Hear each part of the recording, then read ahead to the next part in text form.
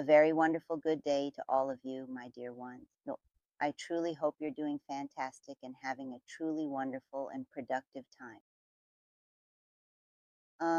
This video is a direct continuation of the previous videos we've shared, and we have now reached the 32nd point in our series. Those who have been with us from the start know that we began all the way from number 1, and there are about 101 specific points that we want to discuss in detail. These are all essential basic points, and after that we will move on to much higher levels to truly elevate our spirits. Thank you for being here. Thank you for being with me. Thank you for your lovely comments. Thank you to my divine higher spirit that is here, is always with me, is within me, and is my constant guide. Now, point 32. Just how incredibly vast and wide is your entire world? Is your world an ant's world? Does your personal world revolve solely around yourself and the individual problems you face daily, or does it expand to include the well-being of your city or your country, or could it even extend to encompass the entire scope of our whole planet? How expansive is the world that you inhabit? When you spend time in quiet solitude, do you find that you only focus on the immediate problems and challenges happening in the world immediately surrounding you? And these same patterns and cycles keep repeating year after year, and absolutely nothing is ever taken away or removed from them. In fact, they only seem to increase. With your own problems, you're completely trapped and stuck exactly at one tiny, insignificant, ant-sized point. You're stuck there and you simply cannot find a way to solve them. Or is it possible that your inner world is actually far more vast than the entire planet Earth? That is to say, when you look deeply at yourself and when you examine your own thoughts, you might find that your world is even higher and more profound than the planet Earth. Your personal knowledge and your spiritual awareness are far greater than that of the Earth itself. Where are we? Are there living and breathing extraterrestrials in this tiny limited world of yours, in these small thoughts that you carry with you each day, especially when you consider that the Earth itself is merely a tiny, insignificant dot drifting in the vast universe? In your world, are there also ancient civilizations that now exist deep beneath the vast oceans, who have constructed magnificent palaces and live civilized lives, one of them being Shambhala, along with many others? Are you currently observing their progress as well? In other words, is your perspective broad or does it only see this? We truly need to gain a much clearer understanding of these matters for ourselves and come to the realization that if my problems continue to recur repeatedly, it is simply because I only see things from one single limited perspective. My problem is just my neighborhood, myself, my job, and my life. But we often fail to realize that when we expand our perspective and think more broadly, the universe also responds by giving us a much broader life. Because however big our bowl is, that's exactly how much we receive. The ant world, it actually all started from right there. So let me give you this specific example. I once had a very long counseling session with a woman who was exceptionally beautiful. She was highly accomplished and had earned degrees in almost every field you can possibly think of. And in every single way, she truly seemed to be the ideal woman. And when she finally consulted with me, her main problem was that men would constantly come into her life, fall deeply in love with her, and then for some reason they wouldn't even want to see her again for a second date. She said, I do absolutely everything I can, but I simply cannot keep them, not even for a single week. Everyone who meets me is really quite excited at first to take me out. But when I go out with them, have a long dinner, a nice lunch, or just a quick coffee, they always leave immediately afterwards. and during our counseling sessions together. I kept trying to steer the conversation toward the actual root of the issue in an effort to find out exactly where it all started. But the whole time we spoke, she just kept telling me, Mina, I already know all of this. I have already read about it. She said, I actually teach the things you're talking about. I know all of this myself. But the act of teaching and the careful process of passing on important information from the pages of a book to another person is functioning very much like a broadcast radio. We have no real way of knowing what kind of personal life the radio announcer actually leads in their own time, even though the words they say might sound incredibly beautiful and resonant to the listener. And no matter what I said, she wouldn't listen to me, meaning she didn't actually hear what I was saying. She only heard what she wanted to hear, and every 10 minutes or every half hour she would say, but in the end, this isn't really a life for me, the things you're talking about. When am I going to get married? When am I going to find my man? When is someone going to fall in love with me? Because I fall in love with all of them, but they just leave me and go. Well, it continued this way until one day I finally sat her down and told her very clearly, look, I am definitely not here to help you find a husband. I told her I'm not here to answer your constant questions about when you're finally going to get married. But what I can tell you, and the truth is, your biggest problem is simply that you are thinking exactly like a tiny ant. That is exactly how the world of ants is.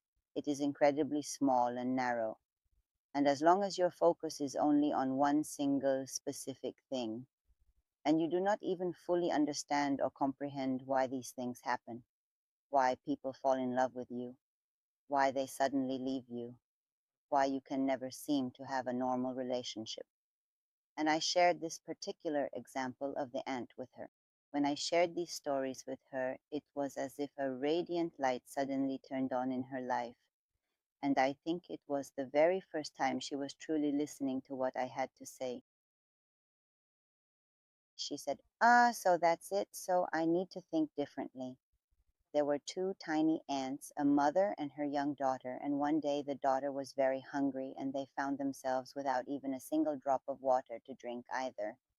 They had ended up in a large apartment that was dilapidated, dusty, and completely worn out. It belonged to a painter, and all the colorful paintings were scattered everywhere on the floor.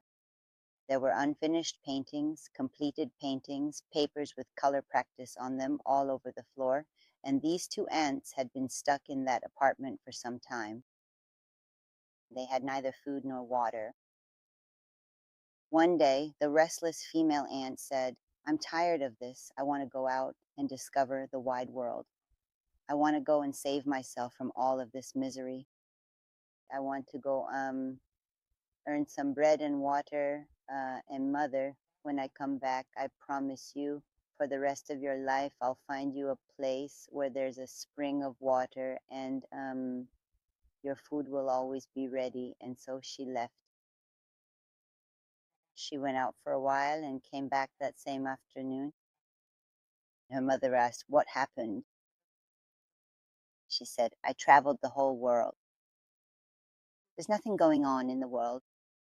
Sometimes it turns orange, sometimes it turns red, sometimes it turns pink, and sometimes when you go a bit farther, it turns blue. Then you circle back and it becomes orange again, red again, and now suddenly I found myself right in front of you. On that painting, an ant was walking and thought that this was its whole world. A tiny fish doesn't truly know what kind of vast world exists deep underwater, and what kind of strange world exists outside the water, if it simply pokes its head out for a moment.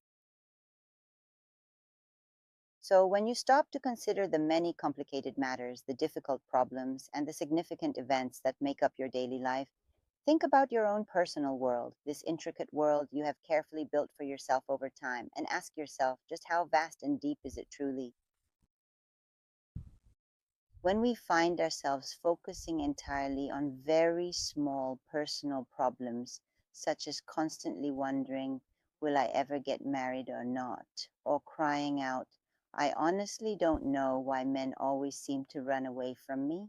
It is usually because that man realizes almost immediately that you have no larger life goal other than to hunt for a partner. The intense and palpable energy she gave off often led people to feel that she was profoundly hungry, utterly desperate, and completely helpless, and was actively searching for a man to provide her with security. Now, whoever that man was, he would constantly tell himself, I can fix her, simply because she had a solid degree, a good job, one or two different bachelor's degrees, and even a PhD. And she just kept saying, I have a PhD, I look exactly like this, and my body is shaped like that. Um, those who get involved with people like this take advantage of them. And since this woman herself wanted to find someone to take advantage of, meaning she didn't want to work anymore, she wanted to leave her life behind. And even the degrees she earned were just so she could find a better husband. It wasn't because she was interested in studying. That is exactly why she wasn't satisfied with her job, nor with her situation at the time. She had just finished getting an academic degree she worked for simply to meet the standards and expectations of society. She had tried everywhere to get somewhere for herself. So now where are we? When you stop and think about how things work, do you consider the entire world on a broad global scale, or is your perspective limited to just this small amount for you? Or are you truly aware of the many other extraterrestrial beings and civilizations, where they were located throughout the vast universe, what eventually happened to them, and how they were so much like us? And interestingly, the good extraterrestrials who are with us now have attained a higher state of spiritual light and enlightenment. They sincerely and deeply desire to guide us, and they patiently watch over our collective progress and evolution in this compassionate way. But because they are filled with love and full of light, they guide us.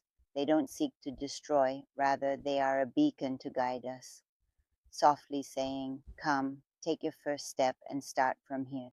But for them, when they look at Earth and see how much unnecessary trouble we create for ourselves through politics, through religion, through the economy, and through the rigid system that has been given to us, they say to us, wake up now.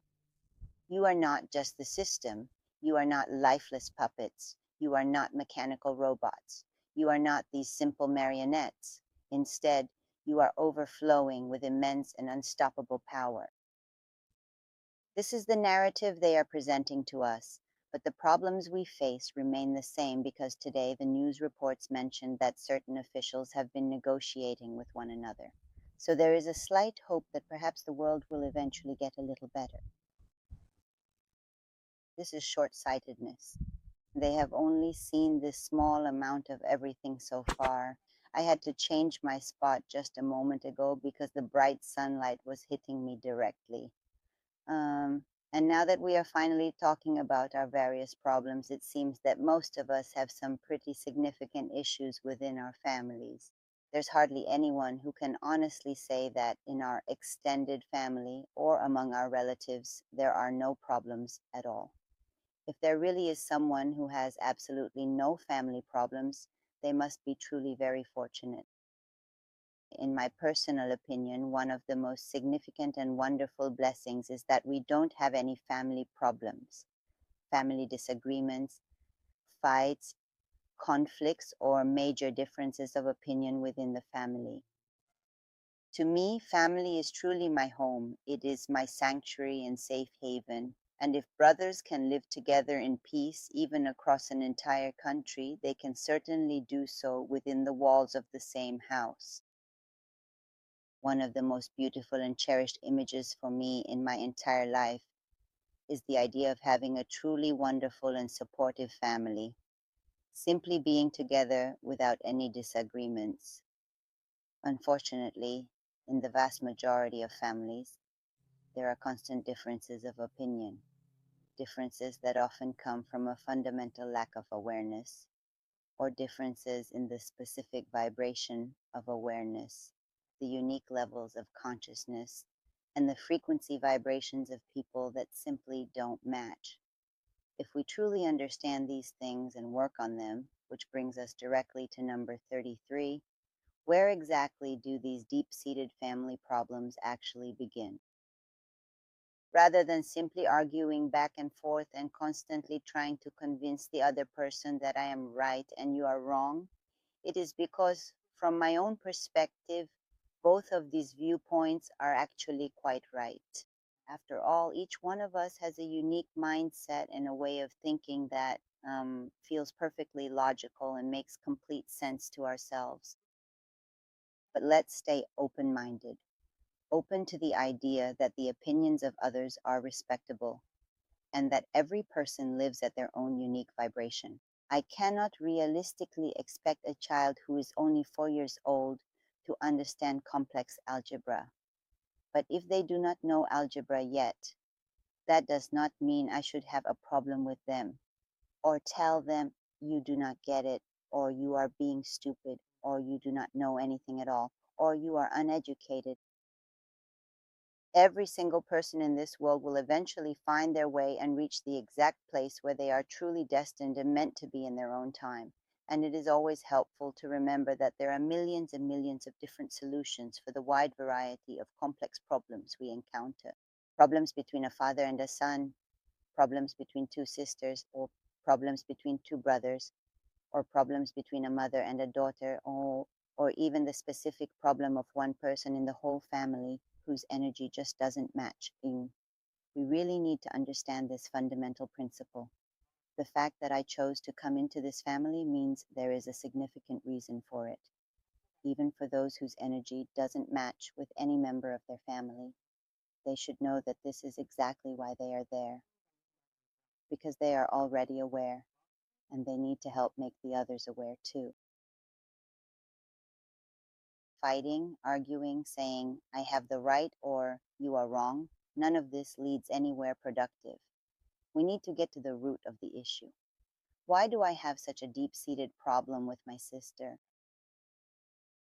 When we uncover the root, when we sit down and talk to each other without judgment, without anger, and without resentment, and truly get to the very root of the problem, then the issue will be resolved. There are even some people in the family who are called the black sheep, someone who turns out badly in the family. But we need to go and talk to that person to understand why they turned out that way. When they were first born, they were not born bad. We need to understand how they absorbed things, how they internalized and interpreted those experiences and stored them in their own archive. One of the many things that can be said about the relationship between mothers and daughters is that many mothers often complain that we show a lot of affection to them. We've done everything, we've sacrificed ourselves for our child, but my daughter doesn't respect me. My daughter doesn't talk to me. My daughter doesn't even say hello to me. She doesn't ask how I'm doing either. Every once in a while, I have to be the one to call. First of all, the previous generation is fundamentally distinct and different from the current one. Parents who have passed the age of 50 really need to understand that this new generation doesn't think at all like those over 50. Furthermore, those who are over 30 should know that their children will never think the exact same way they do. These are the entirely new generations that come along, and each generation introduces its own unique set of transformations and changes. They come to break traditions. Well, one of the primary issues that they often mention in these discussions is that mothers who are over 50 years old tend to face these specific problems. And the same goes for girls whose parents are over 50. The core of the issue is that a mother who is over 50 has lived her entire life in a completely different world with vastly different social experiences, whereas a modern daughter who might now be 30, 35, or even 25 years old views the world through a different lens, unconsciously and without even fully realizing it. From the time she was a small child, she observed her mother working incredibly hard every single day, while seeing a man, her father, ruling over her and making all the decisions. All of these points are just a few examples of the deep seated generational and social shifts that create these complex family dynamics today. There are millions and millions of other reasons, but one of the most common reasons now is that the daughter sees herself in her mother, and from the earliest days of childhood, every single injustice that was done to that woman, because in that generation, women really were treated very unfairly, and women were consistently ignored. She worked incredibly hard throughout her life and raised her children, but she was never truly seen or recognized. Deep within her soul, the daughter tells herself, when I grow up, I definitely don't want to be like this. And a heavy burden of silent anger and resentment stays in her heart until gradually she becomes deeply opposed to the woman her mother had become. Because she thinks, if I become close with my mother, I'll become that same ignored, unfortunate woman who sacrificed herself for her children. So a deep sense of anger begins to develop inside her without her even being aware that it is happening. And then, as she gradually matures and grows up, the two of them slowly and steadily start to drift further apart. The mother is in a completely different world. She faithfully wants to do the exact same things her mother did for her own parents, taking care of her mother, because that entire generation was simply like that. But this child honestly says, I don't want this. I really don't want to be my mother. And we completely change our whole world when we truly change ourselves. If there are mothers who are facing this specific and difficult challenge, as soon as they finally succeed and find their way through the struggle, they reveal their true selves. They step out of that victim persona, and the daughter naturally finds her way back to them once again. The daughter looks up to them with a sense of pride and deeply admires the person they have become. The daughter thinks to herself, oh, my future is moving forward in someone else. And she feels deeply proud of herself, and this helps to repair the relationship. There are certain types of mothers who are overly controlling. That's not very healthy either. Those who try to take all the control. You have to be like me, you have to do this, you have to do that. This also causes separation between mother and daughter. But most of the time is the case where she says, this is my model, this is my example, this is my future, and I don't want my future to be a hardworking woman who only raises children. Instead, I want to be a successful woman who recognizes her own talents, because we don't know what our mother's talent was. They just lived, and as I said, there are millions and millions of examples. One example is like the relationship between father and son. A father and son, the young son often sees a reflection of himself in his father. When he observes that his father works incredibly hard every single day and yet hasn't really achieved much success or gotten anywhere in life, and is just a simple, tired employee who has grown up with constant hardship, has never really laughed from the heart, and has never once come home dancing with joy, he says to himself, I definitely don't want this for my future. I want a completely different life. I don't want to become my father. And maybe the son himself doesn't even fully realize this is happening. And all these complex emotions are things that unconsciously form deep within the child, and later cause serious family conflicts and bring a great deal of sadness to the entire family. Therefore, the very first thing a father really needs to consider is to consistently show genuine respect to his son. Just because the son is young doesn't mean he should be disrespected or forced to obey commands. A father should show deep respect for his son, respect his wishes and his opinions, view him through the eyes of an equal adult, and sit down to truly learn from him. And it truly does not matter at all what specific problems children have. The main principle is that if we truly want to find lasting peace, this is the ultimate solution we must embrace. It doesn't matter what kind of parents you have. It doesn't matter how many mistakes they've made, because they did their best as far as they knew. No parent has ever deliberately set out to do something harmful to hurt their child. Rather, it was simply out of ignorance because they truly did not know any better. It is essential that children find it in their hearts to forgive their parents. The general principle is that I must forgive my father and my mother. And I truly honor my father and mother because, as far as they were ever aware, they sacrificed so much of themselves for my life. When both sides finally reach the point where there is genuine respect and forgiveness, many issues will be resolved simply by sitting down, engaging in honest conversation, and showing deep respect to each other. Another incredibly important point is that we really need to understand that every single event that happens in our lives carries with it a profound lesson. There is an important lesson I haven't learned yet, and that's why it keeps showing up in my life, so that I can finally learn it. And most of the time, it comes from those who are very dear to us. A neighbor or the shop where I buy things doesn't upset me or disrupt the flow of my life. It's the one I love who upsets me, who makes me feel depressed, who really makes me think day and night about what I've done, what sin I've committed, or we argue, or I keep trying to prove that I'm a good person, that I did the right thing. By simply condemning or judging someone else, we can't ever hope to get anywhere at all. Instead, by opening the door and saying, yeah, you should speak too because I am listening, so please go ahead and speak your mind, we can finally start to make some real and meaningful progress together.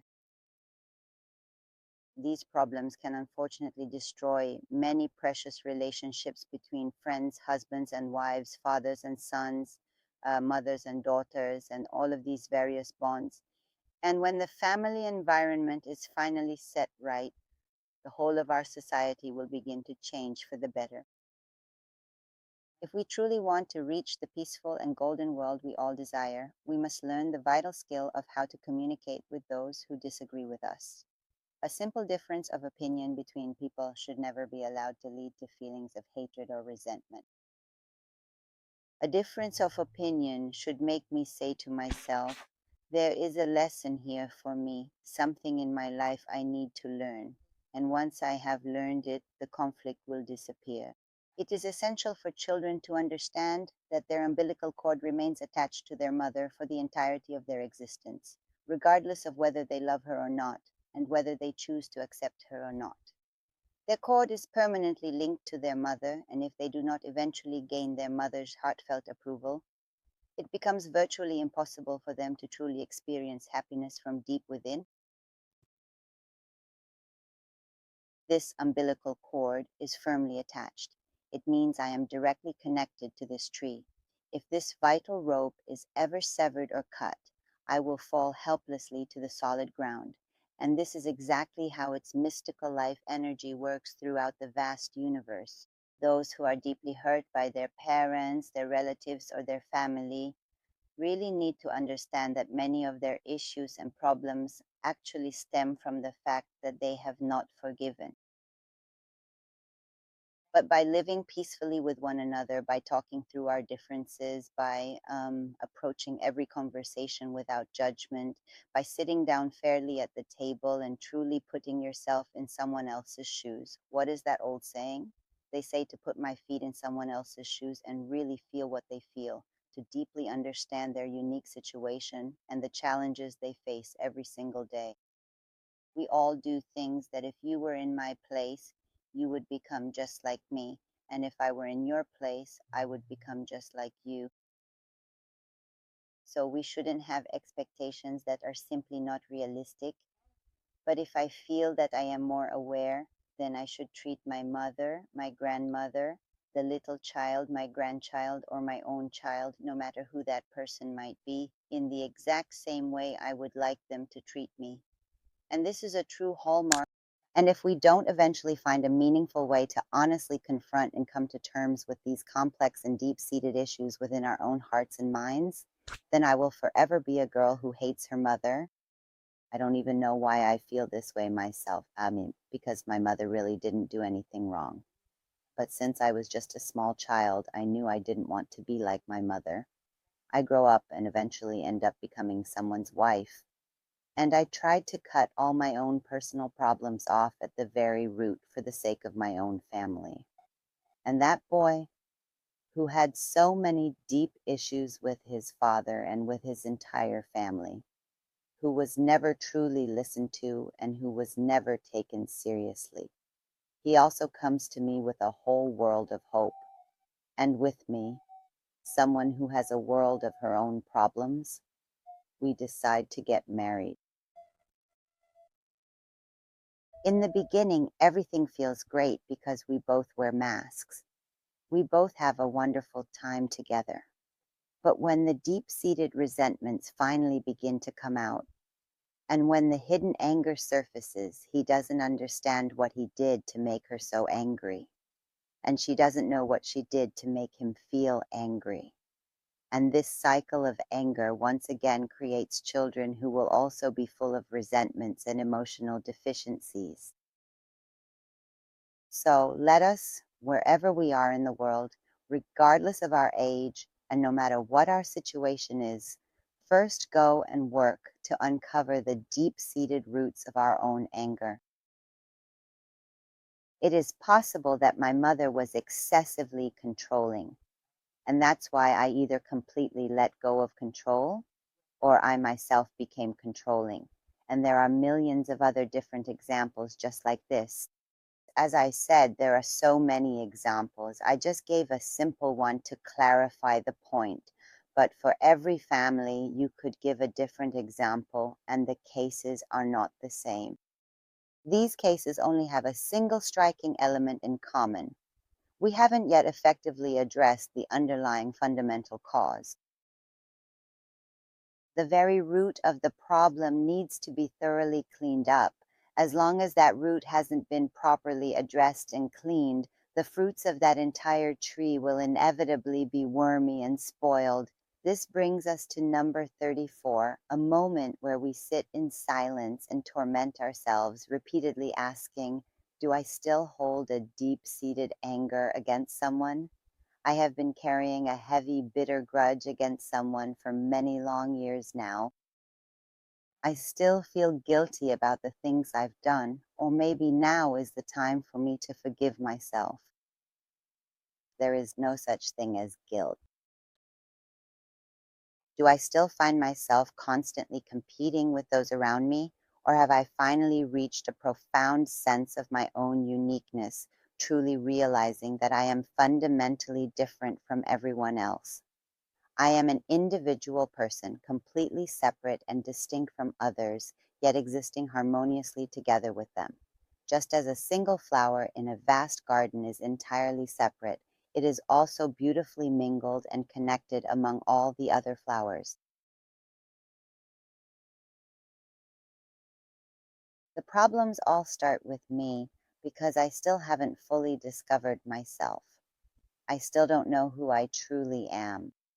I still don't realize that I'm feeling jealous of another person, of another woman, and then I say that all my friends are jealous of me.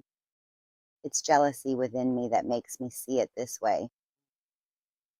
The anger is within me. Why is everyone so rude to me? Why does no one respect me? Why does no one pay attention to me? Should I stop and consider whether I did something that caused the universe to place this challenge in front of me so I could learn my lesson? Or am I just used to telling others that it was your fault? You made this mistake. I was right, and it was your fault? Everything always seems to come from others toward me, but this time we want to do the complete opposite. This time we want to say that every single thing that exists in the world around me actually originates from deep within my own being. I am the one who has ultimately created and shaped it all. I put out the energy, and now I am getting that same energy back. I have not yet successfully passed this lesson, which is exactly why I am receiving it from my dearest person. And then, very fairly, we should sit down quietly with ourselves in a private space and say that when someone has hurt me, it has only ever been for two specific reasons. Either they were completely unaware, and I took it to heart for no reason because I already had my own deep internal struggles and took it very personally, or someone is deliberately and intentionally attempting to cause me harm. In both cases, forgiveness opens up a new path forward. If they're doing it intentionally, then that person is an energy vampire. Your vibrations don't match, and you should distance yourself from them as much as possible. The primary goal here is not to spend your energy trying to convince one another about whose fault the situation is, but rather to recognize the need to create some healthy distance between yourselves for a while. And if you come to truly understand and know in your heart that the other person loves you, that they deeply and sincerely love you, that is the exact moment when I should sit down and say to myself, either we need to find a way to talk through this together calmly, or I must be honest enough to fairly admit to myself that I also played a part and did things that ultimately led to this specific reaction. In addition to all of this, we all know, and I have repeated this many times in my earlier videos, that long before we are ever born into this physical world, we already possess and belong to what we call a deeply connected soul family. We belong to a soul family that is expansive, and each of us willingly takes on a specific role.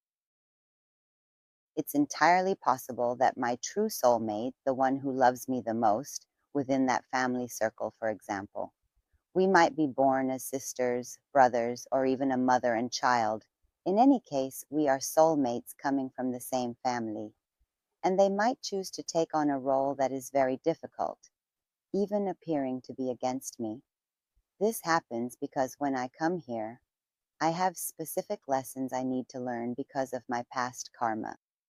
Whenever I carry the weight of my past karma with me, such as when I am struggling with deep-seated anger, or perhaps when I find that I lack gentleness and kindness in my daily speech, or even for any other personal reason, when I arrive here burdened with these karmas, a specific person always seems to appear right in front of me to act as a teacher so that I can finally learn the important life lesson I need to master. A soulmate is not just about us falling deeply in love with each other, much like what you often see on YouTube or what so many others are looking for, while wondering whether or not I will ever truly find my own soulmate. Sometimes a soulmate appears in the form of a completely opposite personality to make me more aware and to awaken my inner self.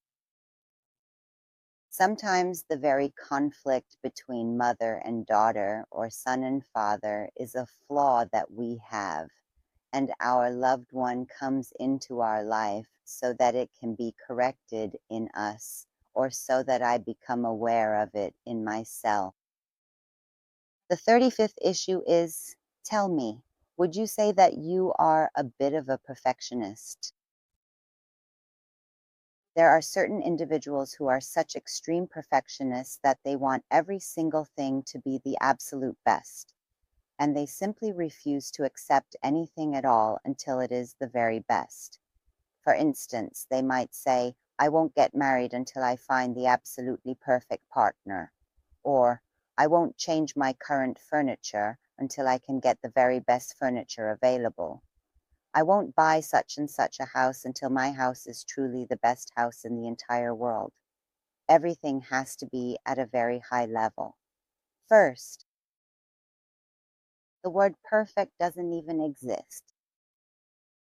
Perfection, in the sense of being the absolute best or the highest standard, doesn't really exist.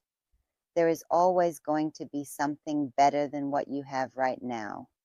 There's a better car than mine, a better house than mine, and even this yacht behind me. Let's say we buy a much more expensive one.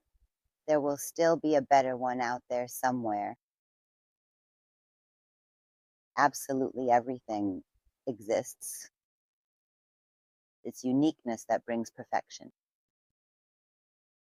A beautiful white orchid, which has absolutely no comparison within itself, is perfect because it simply is. So we were born into this world perfect. We are inherently perfect, but because of constant comparison, competition, dominant society, and the matrix, the system that ingrained these beliefs within us, we feel like we need to strive to possess the absolute best. As a result, we never actually take any meaningful action because we're always waiting for that one perfect moment to finally manifest itself. If you are the kind of person who struggles with perfectionism, you should really try to rely more on your own inner strength, because true perfectionism actually stems from a deep-seated lack of self-confidence. Why is it that you feel this constant need to always have the absolute best of everything? The next major issue we face, which is the complete opposite of that, is feeling unworthy. That is constantly being satisfied with less, with just a tiny trickle. I'm content just to get this small and very limited employee salary. I'm satisfied with just having a job where I work somewhere for an hour a day. I don't want to reach those high positions. That too is falling off the other side and losing its equilibrium. So, one of the things that is incredibly important in the human mind is this concept of mental cycling, true balance. We really need to have a sense of steady balance in every single thing we do in our lives. Positive and negative energies, perfectionism and feelings of worthlessness, too much love alongside too much hatred. When we finally bring all of these elements into a state of balance, where I recognize that I am both this and that, yet I learn to walk steadily within this margin, right in the middle of these, that is what brings us peace. That leads us to the concept of moderation. And moderation is the process where I discover myself, take pride in my achievements, build a sense of self-confidence, and learn to fully accept who I am. I neither see myself as better than others, nor do I see myself as worse or lower than others. Even when you are shaking hands with people, those who feel very weak, you can easily sense from their handshake that you feel like they can't even properly shake hands, or someone comes and just shakes hands from above. All of these are body movements that are speaking to us. Who is this personality in front of me? And that same key point. If I am aware, I won't have a problem. Our problems come from our complete lack of conscious awareness, from our lack of attention. And when we truly begin to pay close attention, that issue leaves our life, that problem leaves our life, and we will no longer have any trouble with that matter. And it's the same with karma. This is exactly what karma is. Once you fully learn the lesson, it will never need to come back to you. You come out of that cycle of repetition. I always lose men. Just like that lady I mentioned at the very start, I told her, I'll take you to a place where all the men will fall head over heels for you, instead of you having to chase after them. In this life, either you have to be the one chasing after someone, or you have someone else chasing after you. And now that lady gets to make her choice. She has the power to select from among several different men who are all interested in her. Before, she would take absolutely anyone, short, tall, educated or uneducated, uncultured, cultured, polite, or even impolite. She would always say, I'll fix him, just let him be my husband. But now she carefully chooses who she wants. When we are fully conscious and aware, we make better choices, and we are here to offer our support to one another, to help each other take these steps more consciously. And an absolutely essential condition for that is understanding that we don't simply soar to the heights overnight. We don't reach the very peak of the mountaintop in just a single night. Those who climb patiently, step by step, one step at a time, are the ones who truly learn and grow, who absorb it all, who deeply internalize, who understand from the very roots, and then move one step higher to the next rung on the ladder. Every single step you take must carefully climb these rungs to eventually reach that much higher point. No one ever reaches that deeply rooted point in their entire life just by sitting quietly in meditation and wishing, or simply by attending a few weekend seminars. Instead, they often become just like a colorful parrot that has learned something by rote, and at some inevitable point they will stumble. And at some point they begin to feel deeply dissatisfied in their daily life. In order to truly reach a state of perfection and to attain that highest point of humanity, it means that step by step, I have tested every one of these things. I have seen them with my own eyes. I have felt them deeply. And now I am on my way to finally get there. If I have to stay on the 15th step for several years, it doesn't matter at all. There is no rush. There is no rush at all. What truly matters is that I am steadily moving step by step in the direction of my spiritual growth. And this is exactly where patience finds its meaning. Simply nothing gets fixed overnight. Becoming a truly self-sufficient, independent, happy, and calm spiritual person, and most importantly, being deeply satisfied with myself from within, is a journey that certainly doesn't happen overnight. Instead, we must patiently go through the many stages of our lives, taking it step by step. But the more I concentrate intensely on this, on my inner self, on my own being, on wanting to heal and improve my own well-being, the faster I can ascend those difficult steps ahead of me. Attention must shift away from the outside. What other people want from me, what society likes to see, how I should be as a person, what specific actions I should take, what kind of job I should have, what social status I should hold, or what formal education I should get. None of these things will ever lead me to the true perfection of humanity. Instead, it is really about gradually testing, uprooting, and deeply understanding that internal process and then removing it from my life forever. The 36th point is to ask ourselves, do people truly count on my word? Does my own word even have a significant value to me? In my opinion, a person's word is like signing a contract, and it used to be that way in the past. Unfortunately, over the past 100 years, things have changed. Then the lawyers came in, the courts got involved, and the legal games really started. You see, you made a tiny mistake in this specific line of the contract, and that simple word that was supposed to be between two close friends or two business partners is no longer valid at all. Do you actually respect your own word? From today, I want to be a better person. I don't want to be negative anymore. I really want to stop being dishonest with myself and commit to keeping this promise, or even the various promises you make to others, like saying, I will do this for you. It is almost as if you've signed a formal contract, because the universe truly respects the power of our words. If I make a solemn promise, I have to honor and stand by it completely, unless, of course, I don't make a promise at all. I should say, I don't know yet, or I can't yet. But the moment I say yes, that becomes a profound commitment, a binding signature, and a solemn contract. It is a powerful realization that we even have the authority to revoke commitments we made long before we were ever born. Even those agreements where we stood with the entire vast universe on the other side.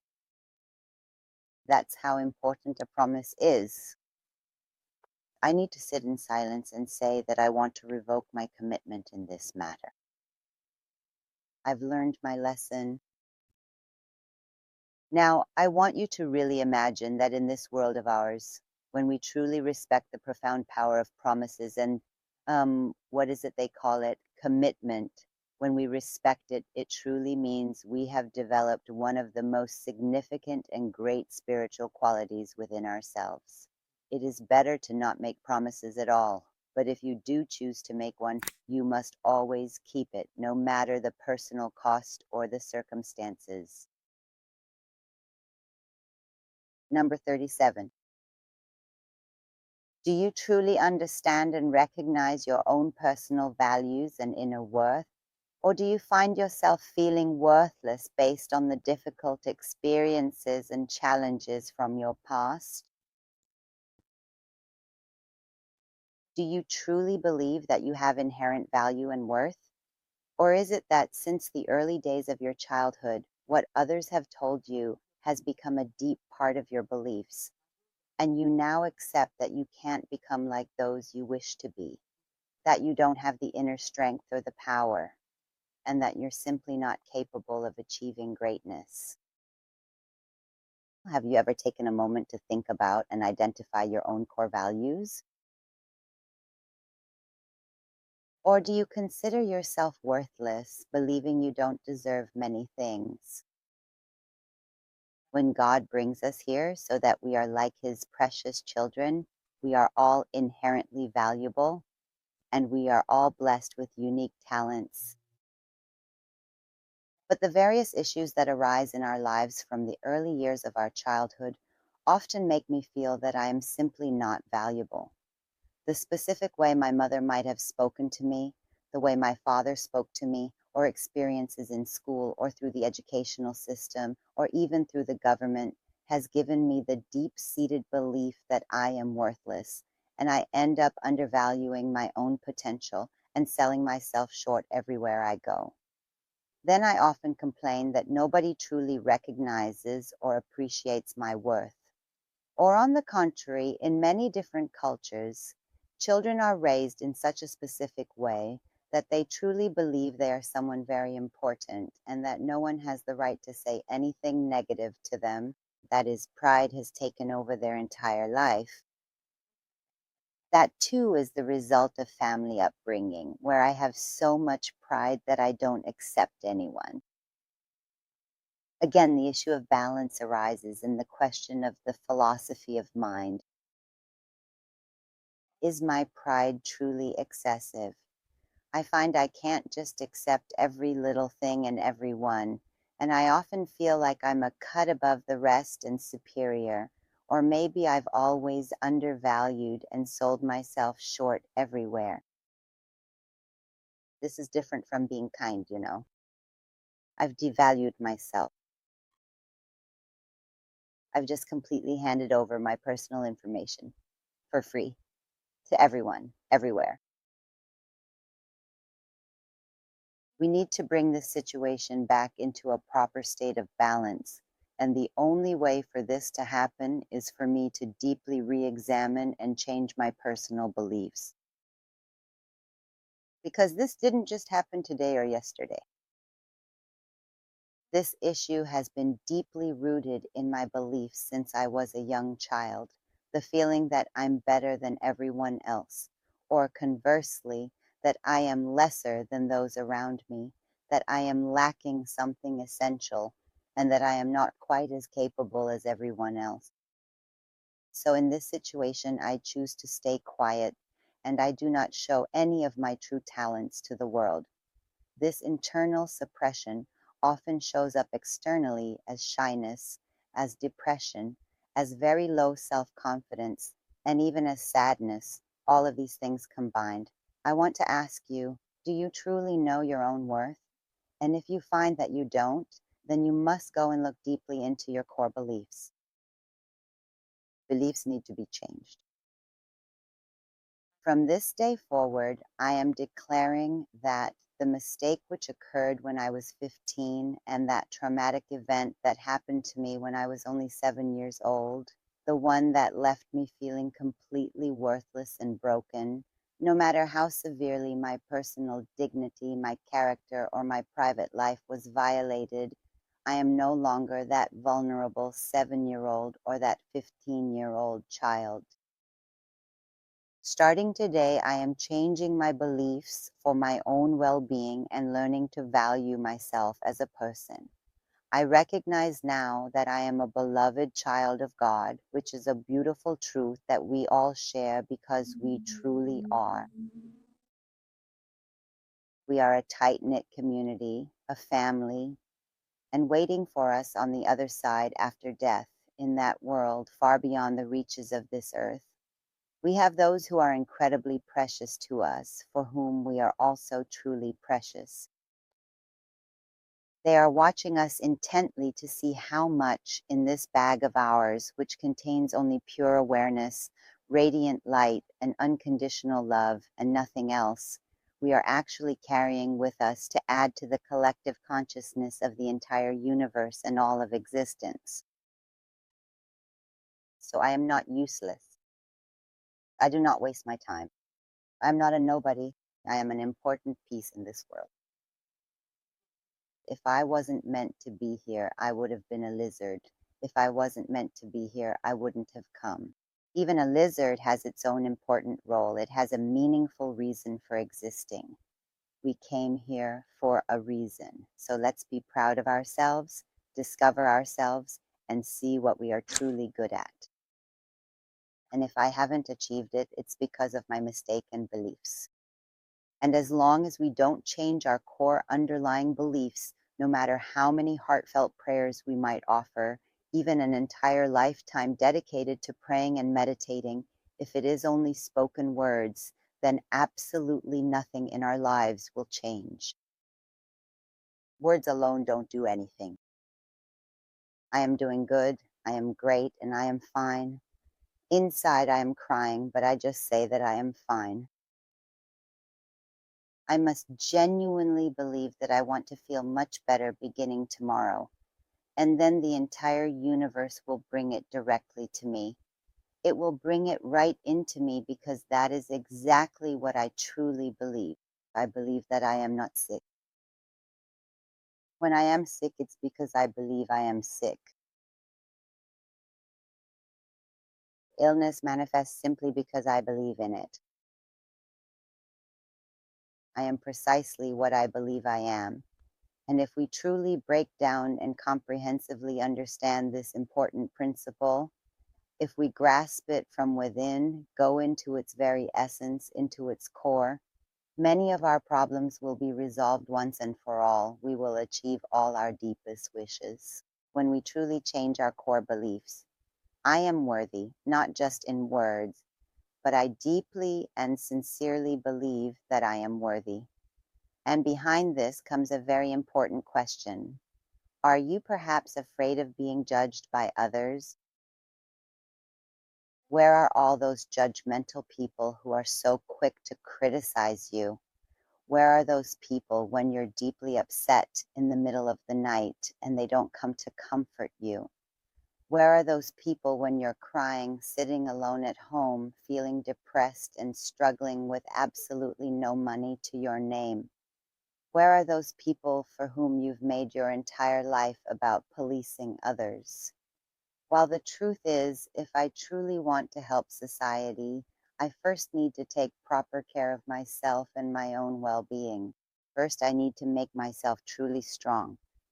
A house built with strong pillars can stand firm and unshakable.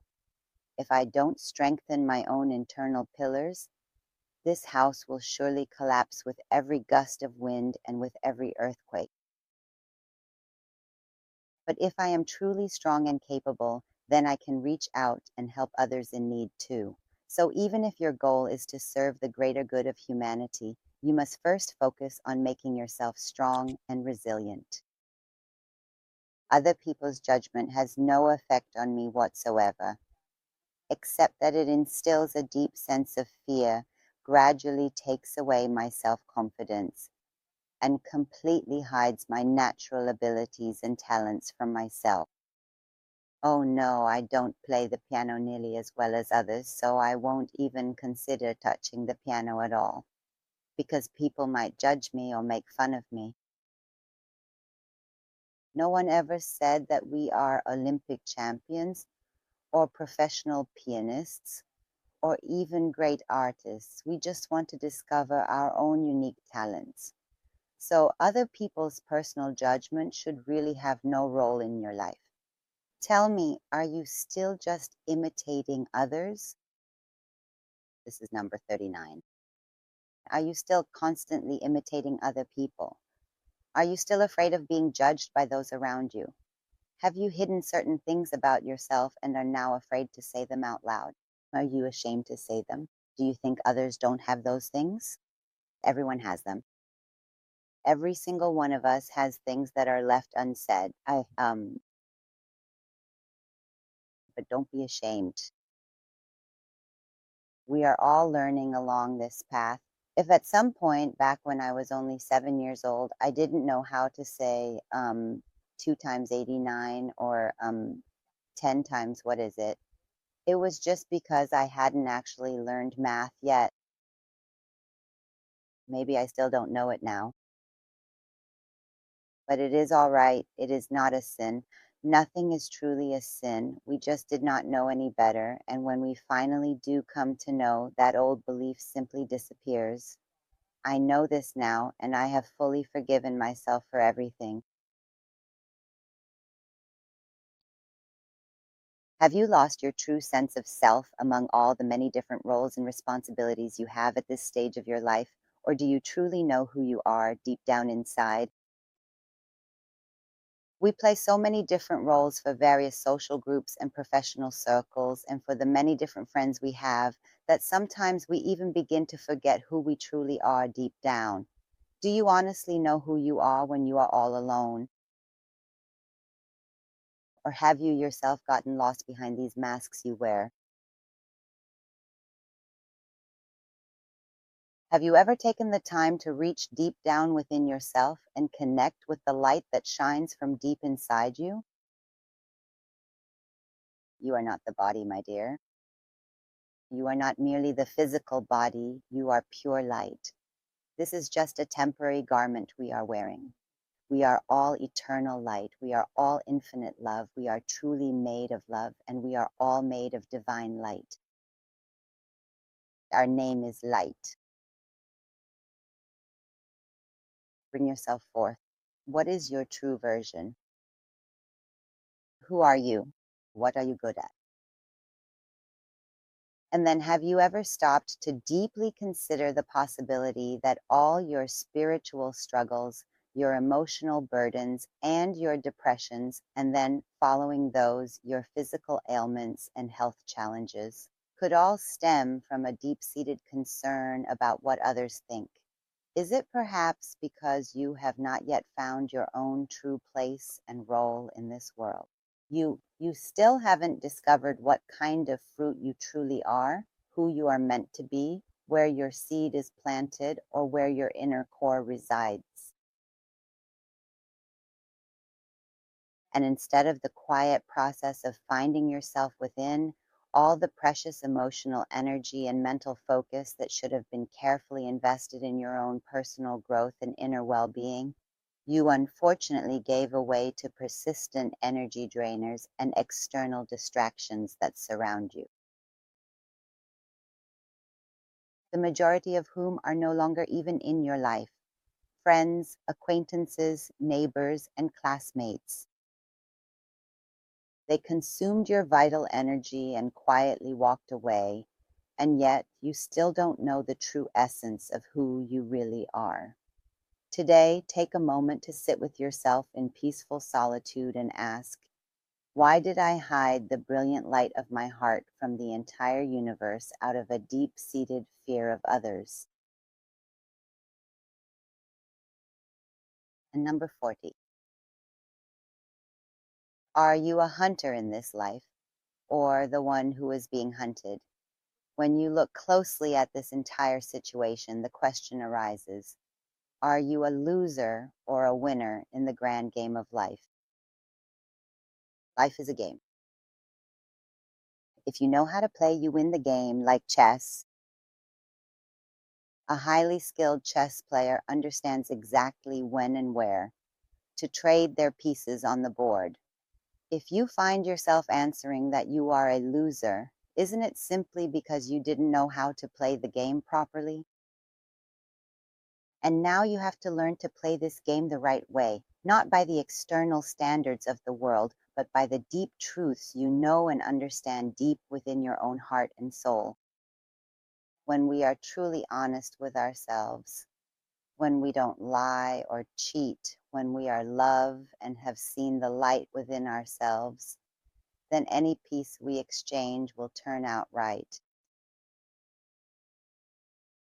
Because there's absolutely no cheating involved in it, no lies to hide behind, and no pretending to be someone you are not. From this moment forward, I truly want to be the ultimate winner in the complex game of my own life, taking full control of my destiny. If you feel like you are finally getting closer to that place of clarity, take a moment to give yourself an honest score. Think deeply about it. How many points away are you right now from the ideal version of yourself that you have always wanted to be? Your highest ideal is right here, and your life is right here, and your mind constantly keeps saying it is actually impossible for me to get there. But I want you to know that it is possible. Everything truly changes like a miracle the moment your core beliefs deeply change. If starting from today you decide to transform yourself into that ideal self step by step in 40 days, my number is 40, you will find that you have finally arrived at your destination. You just have to truly and deeply want it. When you truly and sincerely desire it, the universe will perform miracles for you. It will easily take you to the next level of your life, and you must believe in these things. All of your old beliefs must be completely erased from your mind. Who I am, what I was, and what I did, all of that, you must let it all go. Whoever caused my misfortune, all of that needs to be cleared away. And once it is gone, replace it with new beliefs.